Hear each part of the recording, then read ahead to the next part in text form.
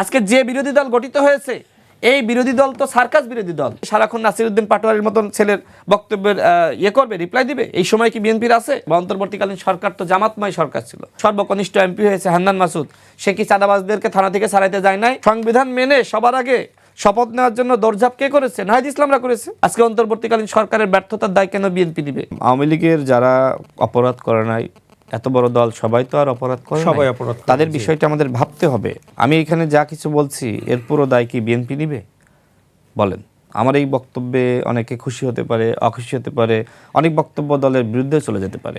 সুতরাং সব বক্তব্য যে দল গ্রহণ করবে বিষয়টি আসলে এরকম না। একজন ব্যক্তি কখনোই আপনার পুরোপুরি একদম দলের মতন করে বলতে পারেন না। মাঝে মধ্যে তার কিছু বক্তব্য, নিজস্ব বক্তব্য বা আপনার নানান কারণে ভুল বক্তব্য চলে আসে। সুতরাং সব বক্তব্য নিয়ে আসলে আপনি দলকে দোষারোপ করতে পারেন না। আপনি তো বিএনপির একজন প্রতিনিধি, সেই হিসেবে তো আপনার কাছ থেকে জানতে চাই। জি, আমি সেই হিসেবে বলি, আমার বক্তব্য আপনি শোনেন। আওয়ামী লীগ একটি রাজনৈতিক দল, যারা অপরাধ করেছে তাদের বিচারটা চলছে এবং আমি যতটুকু জানি শুনেছি আন্তর্জাতিক অপরাধ ট্রাইব্যুনাল সেখানে যে ধরনের বিচার কার্যক্রম চলছে সেটা চলমান থাকবে। তবে আমাদেরকে অবশ্যই আওয়ামী লীগের যারা অপরাধ করে নাই, এত বড় দল সবাই তো আর অপরাধ করে নাই, সবাই অপরাধ করে, তাদের বিষয়টা আমাদের ভাবতে হবে যে তাদেরকে আমরা কি রাজনীতি করতে দিব নাকি আসলে তাদেরকে আমরা আন্ডারগ্রাউন্ডে পাঠিয়ে দিব। মানে এটা কি নির্বাচনের আগে ভাবা উচিত ছিল কিনা? মানে নির্বাচনের আগে শোনেন, এটা ভাবার দায়িত্ব ছিল কার? অন্তর্বর্তীকালীন সরকারের, তাই না? সেক্ষেত্রে এখন বিএনপি গভর্নমেন্ট আছে, মেসেজ দিতে পারতেন কিনা? বিএনপি সরকারে আছে, বিরোধী দল আছে, তারা সংসদে আলোচনা করবে। এখন তো আলোচনার জায়গা তৈরি হয়েছে। আমরা তো ঐক্যমত কমিশনে আলোচনা করতে গিয়েছি, বলা যায় অনেকে বাধ্য হয়ে গিয়েছে, বাধ্য হয়ে অনেক কিছু মেনে নিয়েছে। কারণ ঐক্যমত কমিশন এমন ধরনের পরিবেশ সৃষ্টি করছিল এবং দেশের বাইরে থেকে অনেককে আসলে যেভাবে হায়ার করে আনা হয়েছিল তাদের নিজস্ব চিন্তা বাস্তবায়ন করার জন্য অনেকে আসলে এক ধরনের বলা যায় যে চাপ দিচ্ছিল। আমি নিজে যেহেতু বৈঠকে অংশ নিয়েছি, দেখেন এই যে সংবিধান, আমি একটু শেষ করতে হবে। সংবিধান সংস্কার পরিষদ, এটা কি বিএনপি মেনে নিয়েছিল? বিএনপি কখনো বলেছে যে আমরা এটা গ্রহণ করলাম? আপনি দেখাতে পারবেন? বিএনপি সবসময় এটার বিরোধিতা করেছে এবং বিএনপির পক্ষ থেকে যিনি ছিলেন জনাব সালাউদ্দিন আহমেদ, এখন স্বরাষ্ট্রমন্ত্রী, তিনি বারবার বলেছেন যে গণভোটটা সাধারণত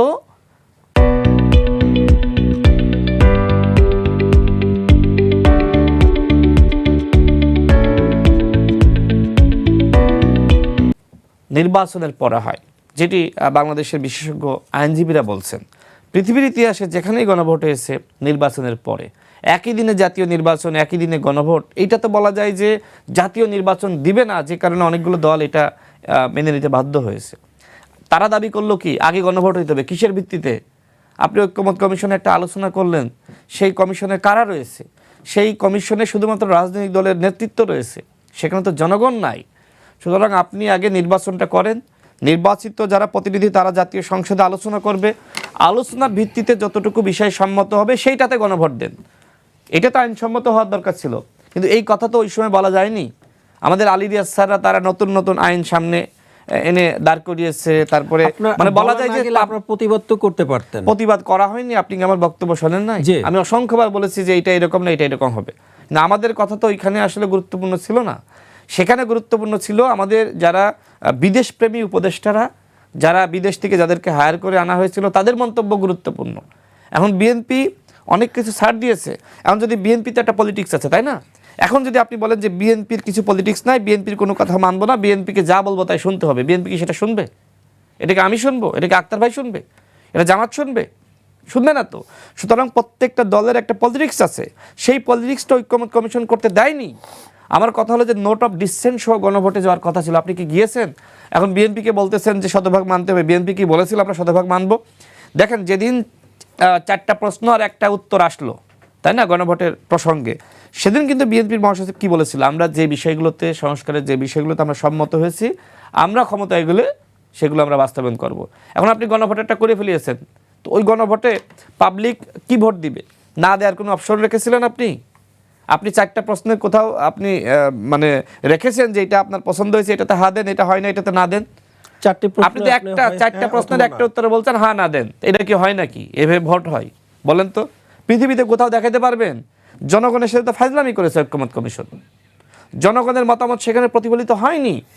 রাজনৈতিক দলগুলোর উপরে সেখানে সত্যি কথা বলতে গেলে এই যে 11 দলীয় জোট হয়েছে না, বিএনপি এবং এনসিপি, তারা যা চেয়েছে তাই হয়েছে। কারণ এই উপদেষ্টা পরিষদের মধ্যে, সরকারের মধ্যে এই জামাত প্রেমী এবং বিশেষ করে এনসিপি তো সরকার গঠন করেছিল।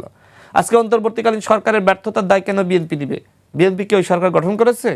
সেখানে ছাত্র উপদেষ্টারা, সংবিধানের প্রসঙ্গ আসছে না, সংবিধান মেনে সবার আগে শপথ নেওয়ার জন্য দৌড়ঝাঁপ কে করেছে? নাহিদ ইসলামরা করেছে। আজকে আপনি শপথ নেওয়ার পরে 6 মাস সরকার চালাইলেন, তখন আর আপনার ভালো লাগে না, আপনার ইচ্ছা হলে আপনি প্রধানমন্ত্রী হবেন, তখন আপনি পদত্যাগ করলেন, তাই না? তো এখন আপনি প্রধানমন্ত্রী হইতে পারেন নাই পদত্যাগ করার পরে, এখন আপনি সংবিধান মানেন না, তো আপনি তখন সংবিধান কেন মানলেন? আজকে যে আক্তার ভাই বলছেন, তিনি একজন প্রবীণ রাজনীতিবিদ, আমাদের থেকে অনেক সিনিয়র, তার কাছ থেকে অবশ্যই আমরা শিখবো।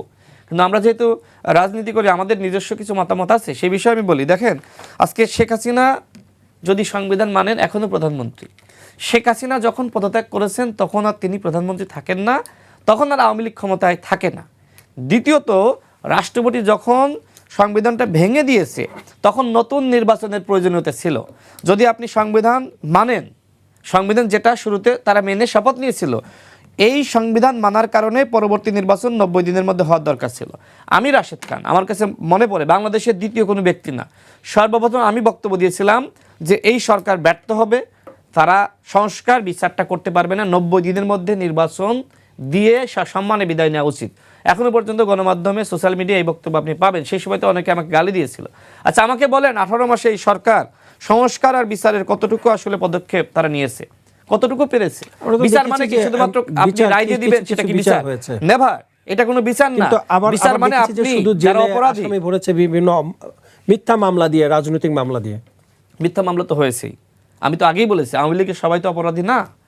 আমি নিজে আমার শুরুর বক্তব্য আপনি খেয়াল করেন, টক সত্য তো আমি অনেকবার এসেছি, তাই না? আমি বলেছি যারা আওয়ামী লীগের মধ্যে অন্যায় করেন, অপরাধ করেন, তাদের সাথে জুলুম করা হবে না। নির্বিচারে মামলা কারা দিয়েছে? এই যারা বৈষম্য বিরোধী ছাত্র আন্দোলনের নেতারা, তারা বিভিন্ন জায়গায় আওয়ামী লীগের এমপিদের বাসায় চাঁদাবাজি করতে যায় নাই? গেছে কিনা আক্তার ভাই? গেছে কিনা? গেছে তো নাকি? এছাড়া থানা থেকে এই যে একজন সর্বকনিষ্ঠ এমপি হয়েছে হান্নান মাসুদ, সে কি চাঁদাবাজদেরকে থানা থেকে ছাড়াইতে যায় নাই? তো আপনি তাদের কাছ থেকে কি সংস্কার প্রত্যাশা করেন? সংসদে গিয়ে তারা বড় বড় কথা বলবে, কি কথা বলবে? বলার জায়গাটা রেখেছে? যে ছাত্রদের উপরে জনগণের আস্থা বিশ্বাসের জায়গাটা ছিল, যে তারাই হয়তো আগামীতে বাংলাদেশের কর্ণধার হবে, পরিবর্তন করবে, কেন বিএনপি ক্ষমতায় আসলো? কারণ জনগণ দেখলো এই রাষ্ট্রে বিএনপি ছাড়া কেউ ক্ষমতায় গিয়ে রাষ্ট্র চালাতে পারবে না।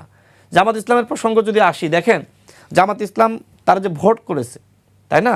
তাদের ভোটটা কিসের উপর ভিত্তি করে তারা ভোট করলো? তাদের একমাত্র অস্ত্র হলো ধর্মকে ব্যবহার করা। জান্নাতের টিকিট বিতরণের নামে কালো টাকা তারা বিতরণ করেছে। আমি ঝিনাইদহ 4 থেকে নির্বাচন করেছি, সেখানে জামাতের যিনি প্রার্থী ছিলেন, আপনি সাংবাদিক হিসেবে কালের কণ্ঠ যিনি আছেন, খোঁজ নিতে পারেন আপনাদের যারা আছেন, সেখানে আপনি যেখানে যাবেন সেখানে জামাতের আমিরের ফেস্টুন, যেখানে যাবেন সেখানে, মানে পুরো এলাকা তিনি জামাতময় করে ফেলিয়েছেন। মানে তিনি হয়তো হলফনামায় 25 কোটি টাকা দেখিয়েছেন, 25 লাখ টাকা দেখিয়েছেন এটা খরচ করবেন, তিনি ওই তার নির্বাচনী যে আপনার ব্যানার ফেস্টুন সেখানে 5-6 কোটি টাকা খরচ করেছে। মানে কালো টাকা যে পরিমাণ বিতরণ করে এমপি হয়েছে। জামাত থেকে তো বলা হচ্ছে আপনারা মানে বিএনপির পক্ষ থেকে নির্বাচন ইঞ্জিনিয়ারিং করার অভিযোগ তারা দিচ্ছে। দেখেন, তারা বলছে mechanism. What is mechanism? Welfare mechanism. গণ অভ্যুত্থানের পরে জনগণকে বিভ্রান্ত করে, এলাকায় এলাকায়, পাড়ায় পাড়ায় তালিম করে, মানুষকে খিচুড়ি রান্না করে খাওয়ায়ে মা বোনদেরকে বলা হয়েছে যে বিএনপি তারা তো চাঁদাবাজি করছে, তারা খুন করছে, তারা গুম করেছে, তারা অপরাধী, সুতরাং অন্যায়কে সাপোর্ট করা, সমর্থন করা একই ধরনের মানে অপরাধ। সুতরাং তোমরা যদি বিএনপিকে সাপোর্ট করো, বিএনপি এই ধরনের অপরাধ করছে, তাহলে তোমরা জাহান্নামে যাবা। আর জামাত দেখো এই ভালো কাজ করছে, হ্যাঁ, সুতরাং জামাতকে যদি তোমরা সাপোর্ট করো তাহলে জান্নাতে যাবা। এইভাবে পাড়ায় পাড়ায় তালিম করে খিচুড়ি খাওয়ায়ে মানুষকে, জামাতের যারা মহিলা নেত্রী আছে তারা বিভ্রান্ত করছে।